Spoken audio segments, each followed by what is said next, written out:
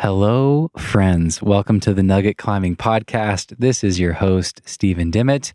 Will Bosi's back on the show. Will sent his third V17 a little over a week ago. He did Return of the Sleepwalker in Vegas. He's only the second person in the world to do 3 V17s.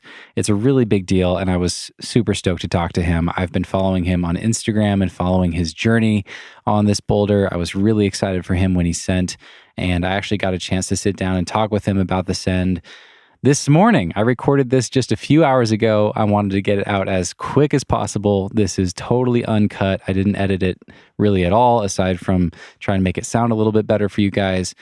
And that's what you can expect from these Send Alert episodes. These are hot off the press episodes.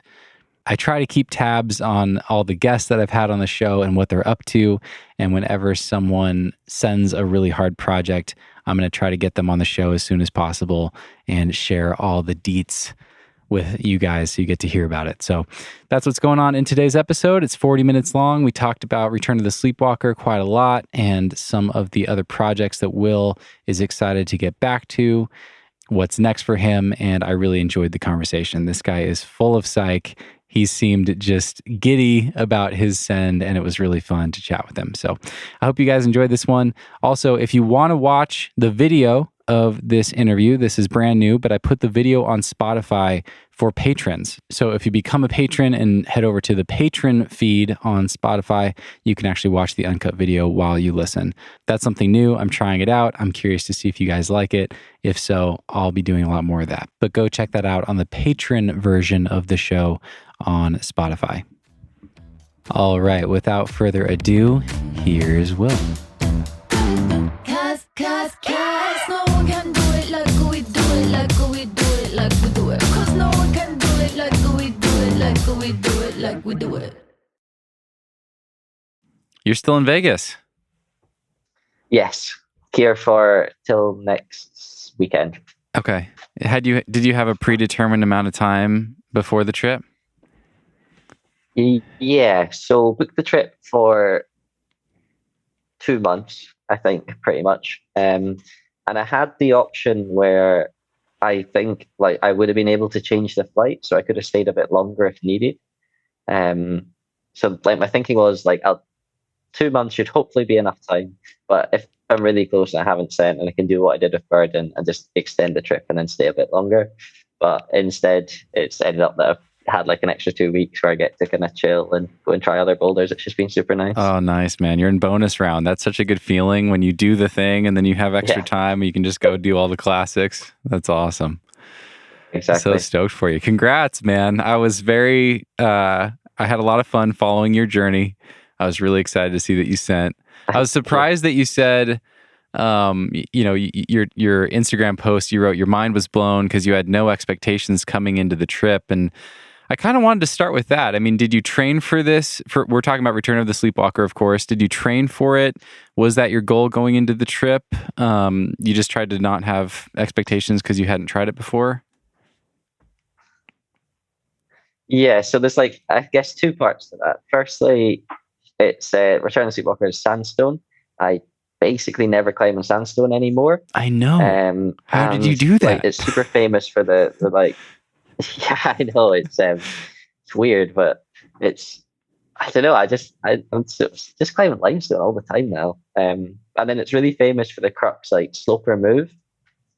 And so I was thinking, right, sandstone, not a rock I climb on. Slopers, not something I really train on or climb on often at all. So I was thinking, I'm probably not going to do very well on this boulder. So I was like, I'll book a really long trip and then hopefully I'll be able to train on the boulder, do well, and hopefully get like at least a stand start done. So it really surprised me coming out and then actually sending the stand start in just 3 days. That was really surprising. And also the plan was to train for it, but I was like, first I'm focusing on Excalibur, Stefano Gazolfi's route in Arco. And I had like October and into November and then end of November and December. I was like, I've got 2 trips, both quite long out, hopefully be able to get that done. Then a mix of just like terrible weather, really bad skin, and maybe just not quite being strong enough. That didn't come together. So then I actually only ended up having like 3 weeks when I was back over Christmas to train for Sleepwalker. So I didn't really specifically train until right at the end. So I was quite nervous coming out. Yeah, 3 weeks is nothing when you're talking about training for one of the hardest boulders you've ever done in a style that you don't normally climb in. That's no time at all. Yeah, and I suppose the one thing to add to that, though, what did surprise me is the boulder fits my style a bit more than I expected. In the crux is all about this left-hand undercut. The sloper itself is actually quite good. It's got friction. It's got like a ridge edge to it. So when you hit it, you don't really come off. But it's all about having the undercut well and being strong. And undercuts is something I'm actually good at and I do really like. So that, although it's like not that crimpy an undercut, that definitely like played into my strength a lot more than I thought it would. Yeah, I think we talked about drop knees and undercuts in your dream boulder last time. So. Yeah, for sure. That makes sense. I mean, I want to elaborate on that a little bit, though. I thought we might talk about this later, but I'm so impressed with how well-rounded you are. You've done 3 9As now, all quite different, and this one especially. Like you said, you haven't climbed on sandstone much. I was like, how did he do that? Where, what would you credit that to? Aside from, okay, it's more undercling based or undercut based than you had thought, and that's one of your strengths. But how would you explain how well-rounded you are? Because it seems like you do a lot of board climbing and fingerboarding, and I wouldn't expect this one to kind of be within the skill set that you focused on, because you climb on tiny little crimpy limestone things so often. So, yeah, how would you explain? Yeah, how well-rounded you are? I think in general, like boulders more in this style, probably I get shut down on. I think so. I was very surprised in this one. I'm not really sure if there's like any reason as to why. I mean, I suppose coming from the comp scene, you have to train and do everything, but like in recent years I have very much been focused more on just crimpy board style problems in training, especially. I suppose the one thing that probably like contradicts that is the board that's at my like local gym by my parents' house in Edinburgh, Alien Block. There's this board that like I always help set, and it's 30 degrees, so it's not that steep, but all the holds in it are like 20, 25 years old. They're from like the original gym that was like the predecessor to this one. So they're all they're a mix of like tiny like ratty crimps or like these really open pinchy slopers, which because they're so old they have no friction anymore. They're like almost like feel like glassy. So you have to be like pinching super hard. And I always enjoy the pinch boulders and train on them too, as well as the crimps. So I guess that's hopefully helps. But for sure, when I'm mostly in Sheffield and training, I'm like more on the crimp lines than anything else. So I'm not entirely sure. I guess Sleepwalker does only have like 3 holds that aren't so crimpy. Like you have that left hand undercut, you then get the intermediate pinch, which is really bad, and then the sloper. But other than that, most of them are actually fairly edgy. Okay. Did you end up using any of the finger locks? I remember you had a post where you're like, I found 3 finger locks on Sleepwalker or Return of the Sleepwalker, and I think this is going to help.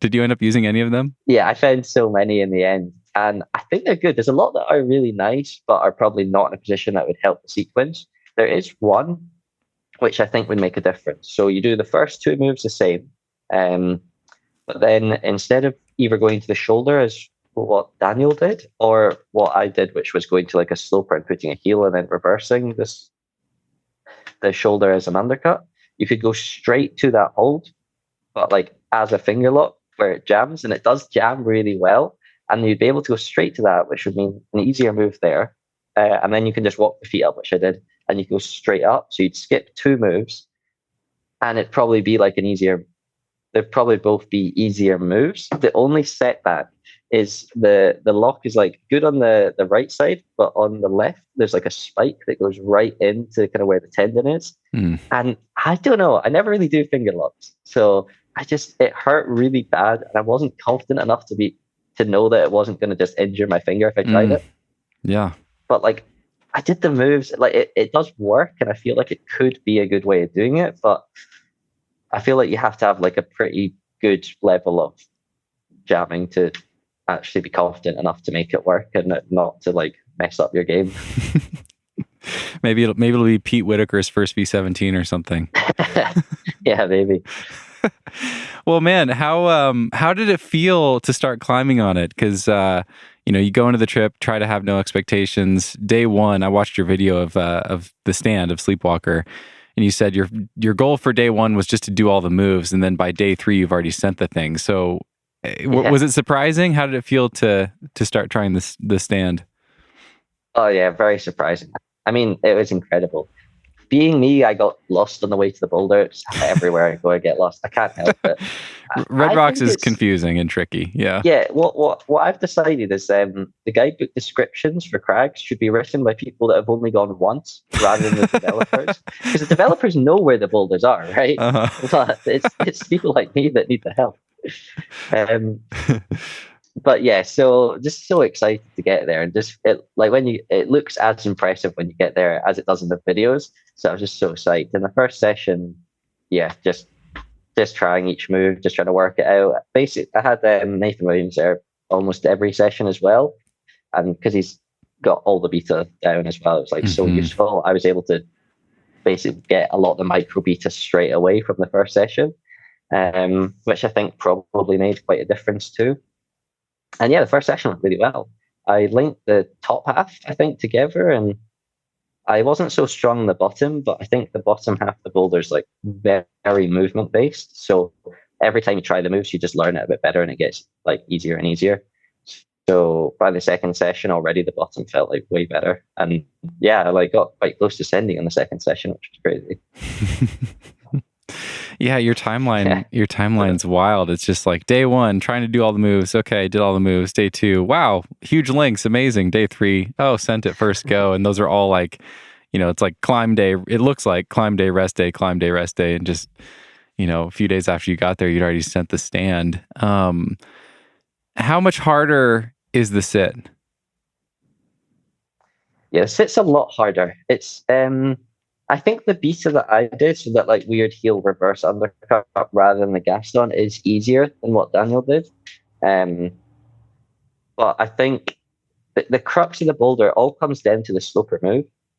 But the reason it's hard isn't that it's just like a big physical move, which it is. It's the left hand undercut has some of the worst friction out of any hole I've ever felt. And when you do the stand, you do 2 not so bad moves, and you're like on that hold, ready to do the double bump. So you're still got chop in your hands. It feels really good. When you come from the sit, you get there basically kind of a little sweaty. It's chop like frictions just drops off a cliff, and it gets so much harder because you have to pull so much more to be able to stay on the wall. So the reason the sit's harder isn't that the moves necessarily like add a lot of pump, because it didn't feel so much like that. It's more that you just get there, you're a little more tired, but the friction's just gone. And that's what just makes the move go up like 2 grades probably. Like the difference is wild. So yeah, the stand itself, because the stand especially feels like it comes down to that one move, because you're so fresh. If you stick it, you feel like the last, I guess it's 4 moves if you count all the intermediates. You can kind of reason out that you do them most times. Or it'd be like a 50-50, like you might miss a hold, but if you hit them, you probably do it because you're not tired. Whereas a sit, you end up having to like try so much harder on the sloper move, and then because of that, you're tired, and every one of those moves after you could for sure drop. So yeah, I think it really changes it, and it's like a weird thing to explain if you haven't tried the boulder. Just because, no, that makes sense. Yeah, like normally you're like, oh yeah, I'll be more tired. Yeah, I'll be a bit more sweaty once you've linked into something from a sit. But this is like on a whole other level where it's just this hold just becomes completely useless almost. Like the first couple of times when I tried from the start and getting there, and because I wasn't quite as efficient as I was in the end, I'd get the undercut and just have absolutely no hope of continuing. And like you try and do the first move to the pinch as the intermediate move, and you just be like just straight falling out from the wall or like exploding off the hold. Yeah. To what extent did it come down to conditions? Did you have perfect conditions when you sent it? Yeah. Conditions on the boulder are really weird. It's really hard to explain or work out what's good. In general, through the trip, I had pretty good conditions. There were a couple sessions that were really bad, but that's because of all the rain we had had. Like even after, because the boulders in the wash of the river, it could be like a week later and there'll still be water running through the river. So the boulder's completely dry, but because it's right next to where the river is, it just like feels really humid on it and it would be really bad. Yeah. But there were three sessions where I had perfect conditions. One where I did the stand start, one which was perfect for warming up, and then it like dropped off a cliff, and then one for the sit start. And basically the wind always comes down like through the mountain, through the valley, which it's in, and then out towards Vegas. But when it's about to rain, it reverses. The wind comes from the sort of like flat, warm air, brings the sort of heat, which makes the rock in the cold, like, I don't know, weirdly sticky. So you have this window of like 2 hours before it rains, I think, where it's incredible. And it was the same. So when I did the stand start, it literally like was started raining as soon as I was on the top of the boulder, I think, like light rain. And then there was that session I warmed up, and me and Nate were warmed up like, oh my, like, it feels incredible. And we were like so ready for the session. And as soon as we warmed up, it started raining, and we were like, oh, like we have to stop that. Damn. Like so disappointing. And then for the sit again, I think half an hour after I sent it started raining. So it was like enough time to come down, quickly get on the boulder to the right of it as well, which I'd been wanting to try but holding off. And yeah, then after that it just like started raining. But I think that's the best conditions. I love climbing. Just there's so many things we learn as climbers that no one else would ever pay attention to. You know, I love that. You're like, oh, before it rains, the wind reverses. You get this weird humidity, sticky, damp thing, and it's amazing. It's just, no one else hiking in Red Rocks has ever paid attention to that. You know? No, probably not. I think that's awesome. I've always thought, you know, you're talking about sticking the sloper being the really hard move, and the four moves after that not being as bad. I've always seen videos and thought the bump to the crimp looked so heinous. It looks like it's so precise and kind of blind, and it's just, you can barely fit your fingers, and you're trying to crimp on something that, you know, you can't really close your hand because of the angles of the wall and stuff. What is that move like? How was that one for you? Yeah, I mean, I guess this is something I can't really comment on as well, but like, I suppose because it's sandstone, there's the potential that slot has changed over the years.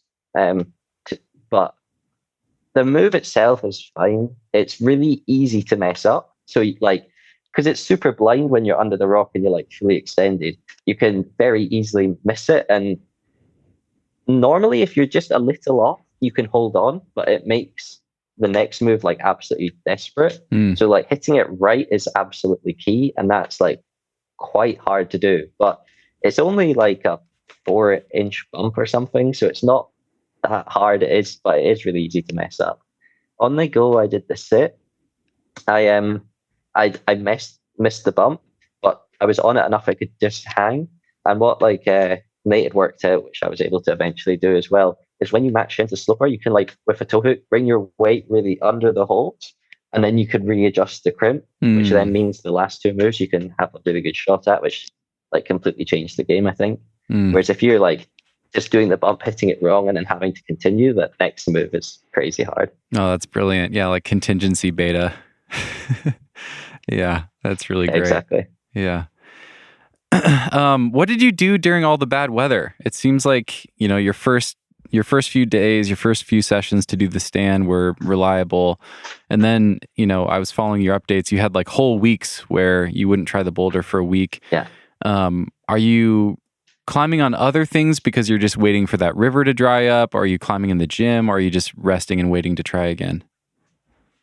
Yeah, it like wasn't climbing anything at all. Like everything was pretty wet. I think the fastest trying stuff here is probably the craft boulders because they're exposed and in sun all day. But I basically, there was like 2 weeks, I guess, where it was like just pretty bad weather the entire time. I think it was like after the first week, it was like you could climb the weekend, and then it rained again, and it was like the next whole week was out. So I was in the gym quite a few times, just having like light session. It was quite nice because I was able to get on the fingerboard. Because I was quite worried trying this boulder that I was going to get like my fingers were going to get weaker in the crimp. So it was quite nice to actually have like a little like recruitment couple sessions as well in the middle. But yeah, it was really frustrating. Didn't do too much. we explored Vegas a bit, which is intense. Going Vegas. around into the strip and seeing some of the casinos and like roller coasters on top of buildings. And, yeah, so it's a crazy place. It is, yeah.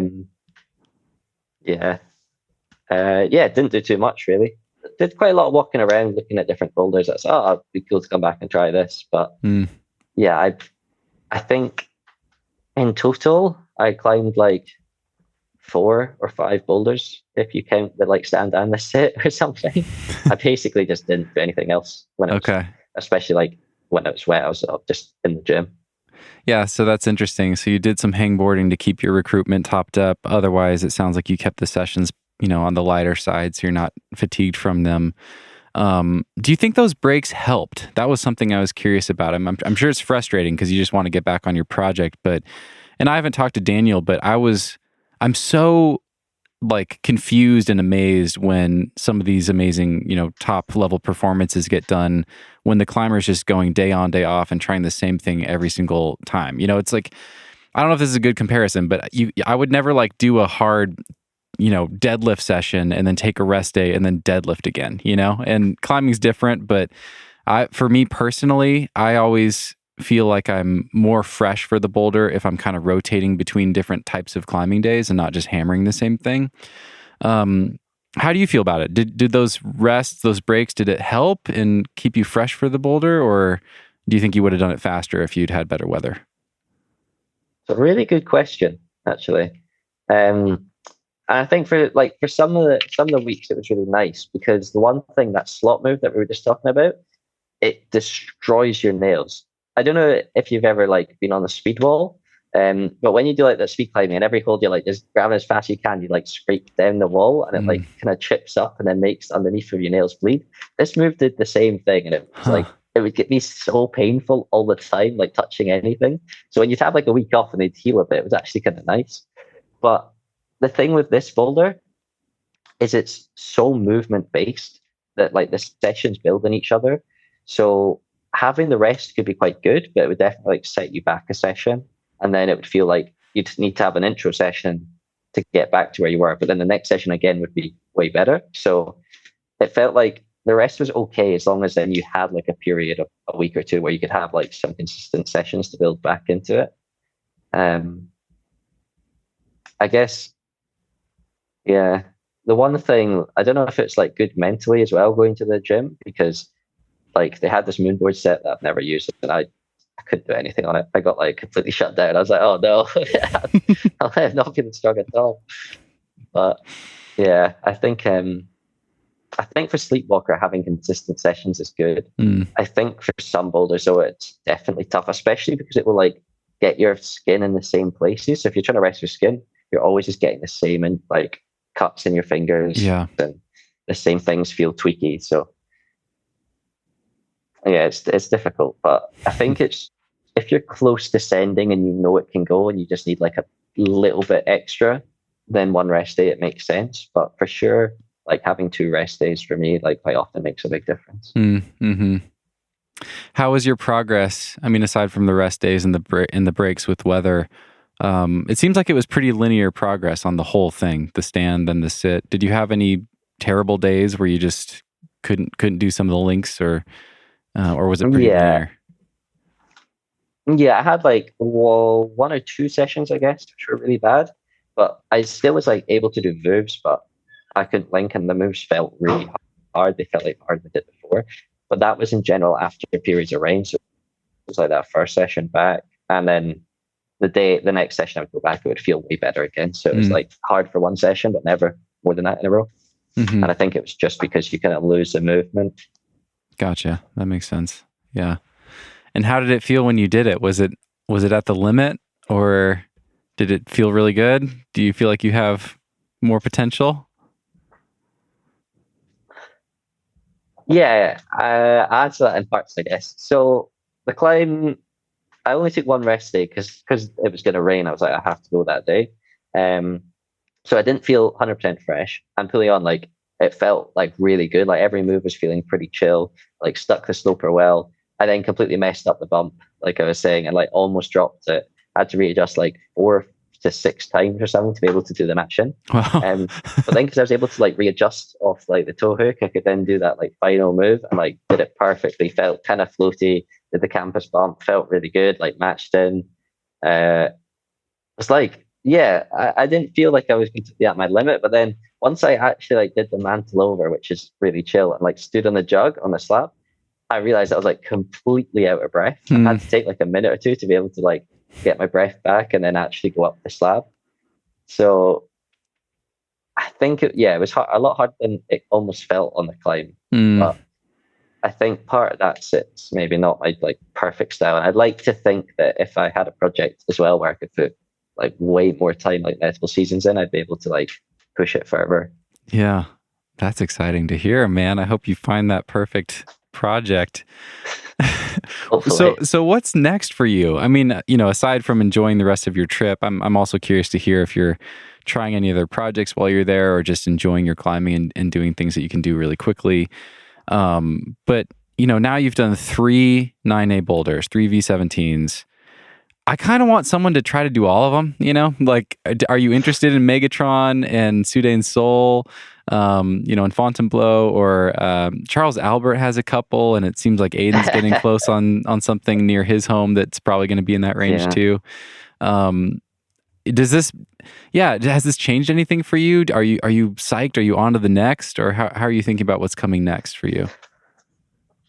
So, yeah, I mean, I've got, I guess, a couple currently like open projects that I'm psyched on. So like, I really want to do Excalibur and Arco, which I know is a route, but still pretty short. That's like something I'd like to finish off for sure. I'd love to go back to the Czech Republic and try and finish off on Adam Under's Terra Nova, that like limestone traverse, because like as it seems currently, I'm like, yeah, that I know I've only had 8 sessions, so I've still got like room, and I won't be able to comment properly on the grade till I actually link it all together. But it feels so hard, it's ridiculous. Oh, so that's sick. Like, I love that you're psyched on that challenge. thing. That's so rad. No one else in the world is psyched. Will Bosi's going for it. Yeah, it's really odd, like being out in Red Rocks and be like, why am I psyched for this limestone traverse? But like, for some reason I am. But yeah, so like I'd like to finish those 2 off, and then I'd be super keen to check out Megatron. I think it looks amazing. I think it should suit me well. It's heel hooks, crimps, and undercuts. So hopefully I'll be able to come out again to the States maybe end of the year or this sort of time next year, I guess. Nice. Like from this sort of time, I guess, when the snow's melting a bit. That'd be cool. As for the ones in France, I don't know. Like, Big Island Sit, I feel like I should go try a bit, but it's for sure my anti-style. Like, it seems more anti-style. It's like starts all with knee bars, and then it's all like big slopers and toe hooks, which is all like not my favorite style of climbing. So I'm not the most psyched for that one, but I guess I should go try it at some point. Because like the original, like Big Island is an incredible line. I had one session, I tried that when I was driving through to Spain years ago. We like stopped in Font for the day and did okay on it. I think I did a few of the moves, so it'd be cool to go back.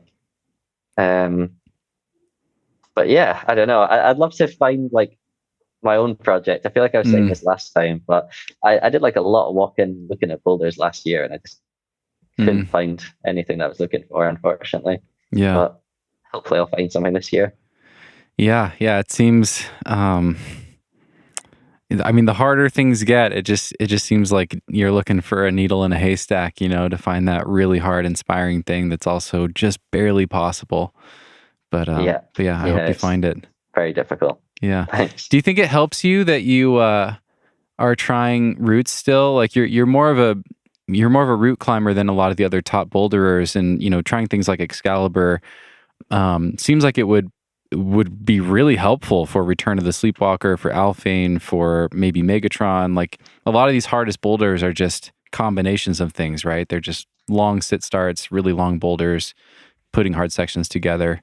Has that helped you, do you think, to send some of these hardest boulders you've done? I think so. I think in that, like for some boulders as well, they'll have like a hard start and like an easier finish, but it's nice and to be like, to feel fit that you don't drop the easier finish, I guess. Hmm. So I think that definitely helps. And for sure, a lot of these newer boulder problems all seem to be short routes in a way. A lot of the like hard boulders that have been done in the last couple of years are like either low starts, as you say, Hmm. like or like combinations, adding stuff together. So I think it definitely helps, like having done more route climbing. Like Sean Rabitou, I guess, who's he first entered Alpha and Megatron, triple long. He's like still super into the route climbing. He was trying Excalibur with me, I guess, as well a bit Oh, last really? year. And yeah, I think he'd been out a couple of days. Nice. But yeah, so like, and I think he'd been flattening or something. I can't remember. But yeah, so I feel like quite a few of the builders still are like pretty into the sport, which helps. I definitely feel like I could be better at sport climbing though now. Like it's swapped around a You're lot. becoming a boulderer. Oh no. Yeah, but for sure, like if I find like the perfect project, I'd like it to be shorter. I think like the sort of burden style of just pure power moves is like the absolute best in Mm. bouldering. So that's probably which makes it slightly harder to find as well. Because it's definitely, I guess, easier to if you know of existing like hard lines and you're like, oh, there is a low start that's maybe possible. You know it's gonna like work and it's gonna be hard. But yeah, I think going out and finding something that's only like 5 moves long and knowing that it's just on that limit if possible is crazy. Mm. That's super cool. Yeah. Do you enjoy that? It's because it's definitely harder mentally, I think. Like when you have a longer boulder, more sections to work on, it's just, for me at least, and it seems like for most people, it's so much easier to stay motivated. You can see little bits of progress because you can get, you can feel a little better on a link or something. But on something like Burden or something similar, but even harder than Burden, it's like, cool, I've done this move before, and then I can't do the move for 5 sessions in a row or whatever. It's just kind of crazy making. But yeah, do you enjoy that sort of thing? I mean, for like the burden process when I was working originally on the replica, it was so fun. Going in like you'd feel like marginally closer to sticking the move. You're like, I'm sure my hand like grabbed the hold that time rather than just like hitting the hold. Even though you're just like all straight off and like every session you're just trying to like you're making like the tiniest gains. But like I found that super fun and super You motivating. just have to So really zoom it's in. I think it's definitely harder because it feels like a slower process where on the longer boulders, as you say, you're like, oh yeah, well I could do these moves. So like today I'm gonna do this link and then I could do it from a move lower and then add a move on the top. Or there's like so many different ways to approach it that you can always be like trying something new. But Mm. yeah, with like super short boulders, it's just like, right, it's just gonna go get on this move and it'll probably feel exactly the same as the last section, but I'm gonna try. Yeah. Yeah. And then I have to ask you, I'm sure a lot of people are curious about this, and I'm sure it's a really annoying question, but how does it stack up? Last time we had a pretty long conversation about Honey Badger and Alphane and Burden and the Yeah. grades of all three of those and how they kind of compared. So how does Return to the Sleepwalker stack up to the other hardest things you've done? Yeah, I feel like I maybe should have rewatched that. So I'm not gonna just completely contradict myself right now. But Well, I'll yeah, remind you. What I I remember, and I haven't re-listened to it either, but I think you said Honey Badger felt like really hard 16 yeah. or 8C plus. Alphane might be lower N9A or V17, and then Burden's like solid V17 or 9A. Yeah, I'm. Yeah, I'm more on the fence about all of them now. Is the problem? So I kind of assumed going around and trying more boulders, it would like get easier to piece it together, but I just don't know because I feel like 8C is a very like wide grade range and it's pretty consolidated.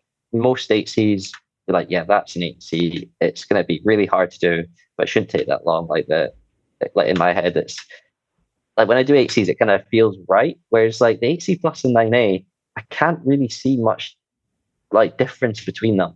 I feel Mm, like the grades are like it goes from like this wide band of 8C to then these two tiny bands. mm, And I think what maybe needs to happen, um, I feel like I maybe need to try. I need to go around and try more 8C pluses before this. But I feel like potentially some of the top ones could come down, and I think the 8C plus band just needs to be made a bit bigger so that it's like a step away from 8C and like an obvious step before 9A. But yeah, so it's really hard to say. The way I see it is like Burden was still the hardest out of everything I've done by like a bit of a clear margin. But I also like kind of used the original beta, whereas I played around with that heel hook, which I know is like Elias is very close to doing with the heel hook. And at the time, I was like, it felt super low percentage, but I was like, oh, maybe it is a better way. And then C1 used this new drop knee, which I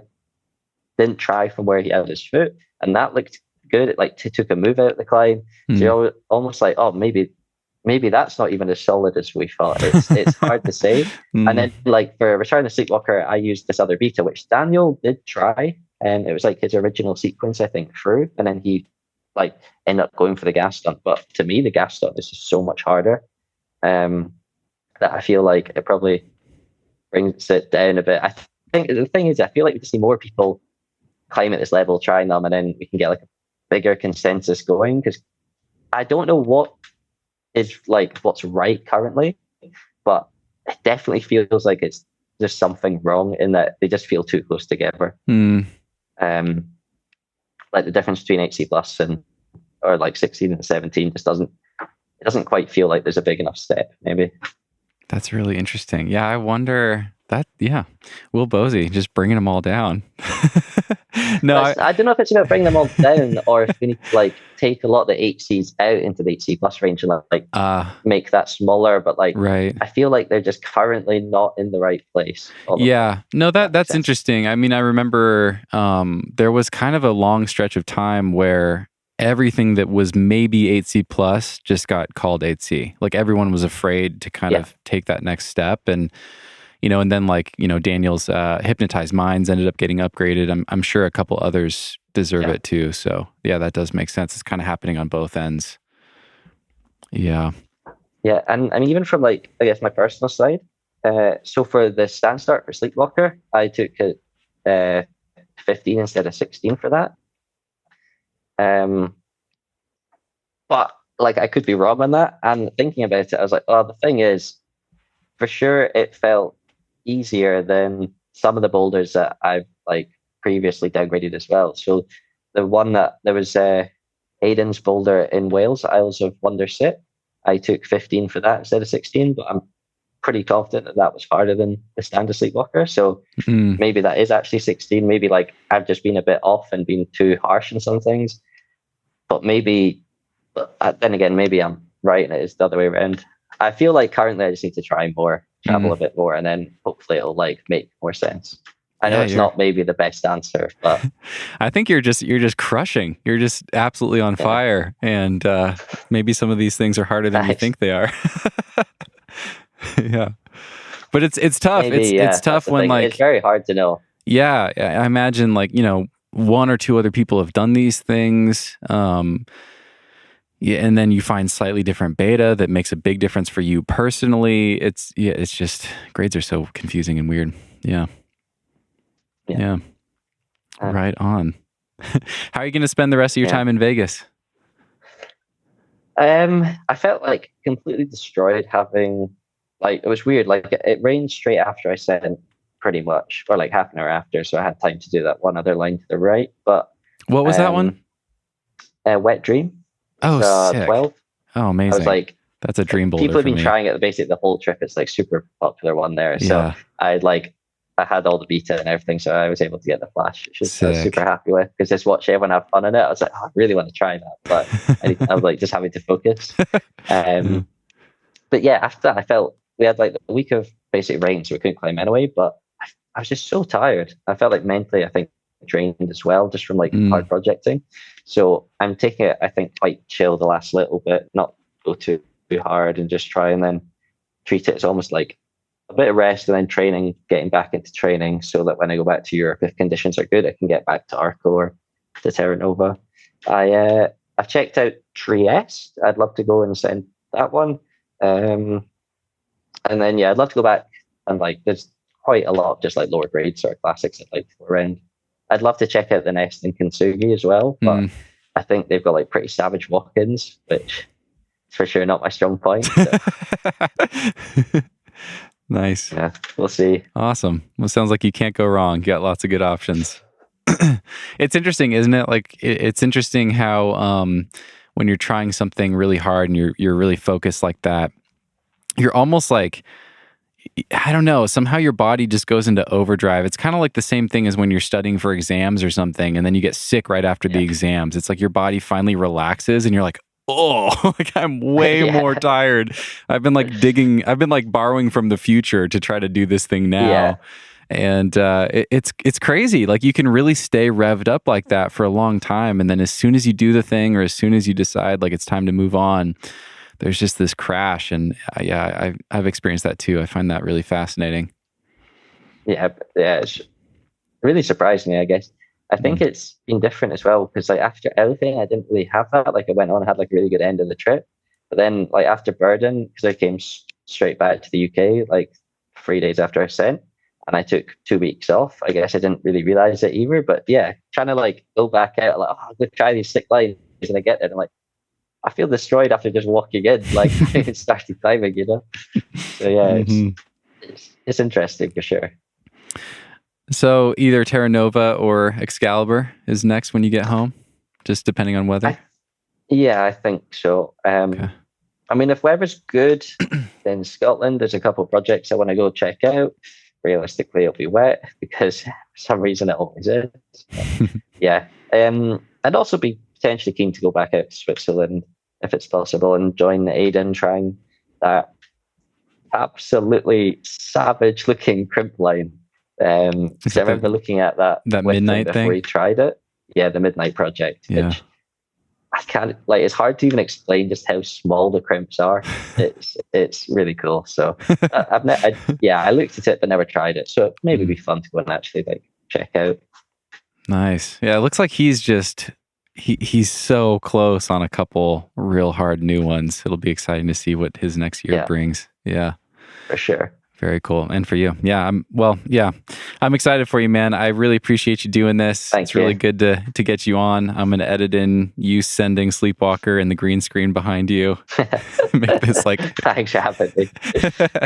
Yeah, of course. Love to do it again when you send the next one, whenever that is. Thanks. Move with the rhythm, shake it up, stop when the clock hits